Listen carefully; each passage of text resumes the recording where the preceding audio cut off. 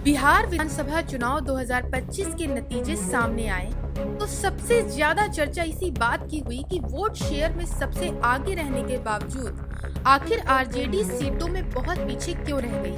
तेजस्वी यादव की पार्टी को पूरे राज्य में सबसे ज्यादा 22.76% वोट मिले, लेकिन वो सिर्फ 25 सीटें जीती। वहीं दूसरी तरफ बीजेपी का वोट शेयर इससे कम यानी 20.9% रहा और जेडीयू का 18.92% रहा।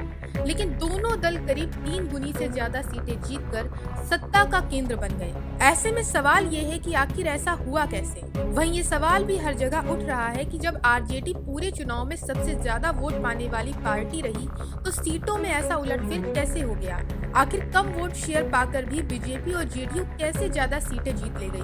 तो इस सवाल का जवाब छिपा है चुनावी आंकड़ों, इलाकेवार वोटिंग पैटर्न, गठबंधन संरचना और सीटों पर लड़ाई के चुनावी गणित में। तो आइए इसे आसान भाषा में समझते हैं। दरअसल सबसे पहले ये समझना जरूरी है कि आरजेडी ने इस चुनाव में सबसे ज्यादा 143 सीटों पर उम्मीदवार उतारे थे।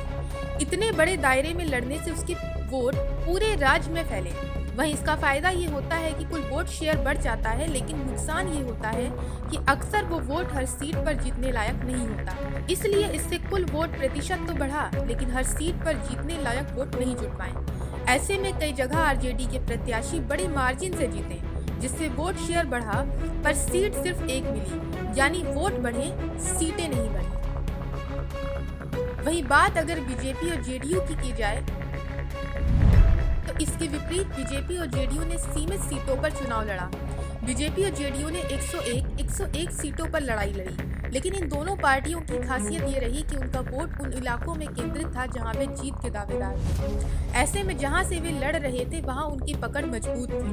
बीजेपी को शहरी और मिथिला मगध इलाकों में फायदा मिला, वहीं जेडीयू को उत्तर बिहार और कोसी सीमांचल में मजबूत समर्थन मिला। यही केंद्रित वोट आसानी से सीटों में बदल गए।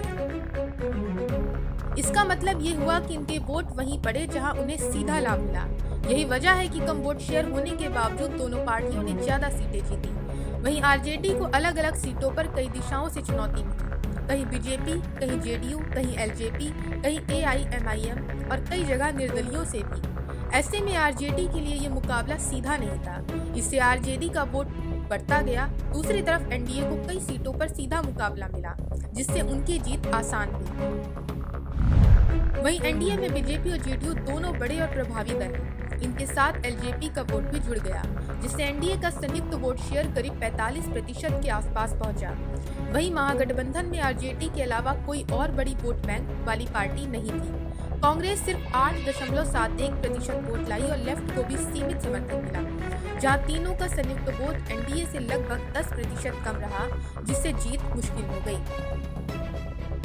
वहीं बूथ मैनेजमेंट में एनडीए की बढ़त भी एनडीए की जीत का बड़ा कारण रही। बीजेपी के पास बूथ स्तर पर मजबूत नेटवर्क, पन्ना प्रमुख मॉडल और मोदी फैक्टर जैसे बड़े फायदे थे, जबकि जेडीयू को नीतीश कुमार की प्रशासनिक छवि का लाभ मिला।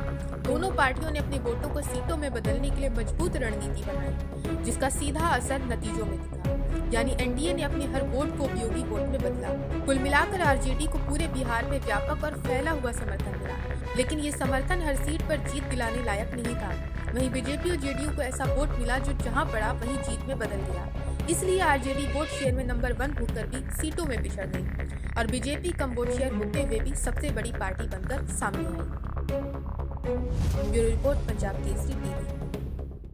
हमसे जुड़े रहने के लिए हमारे YouTube चैनल को सब्सक्राइब करें और नई वीडियो की नोटिफिकेशन के लिए बेल आइकॉन को दबाएं।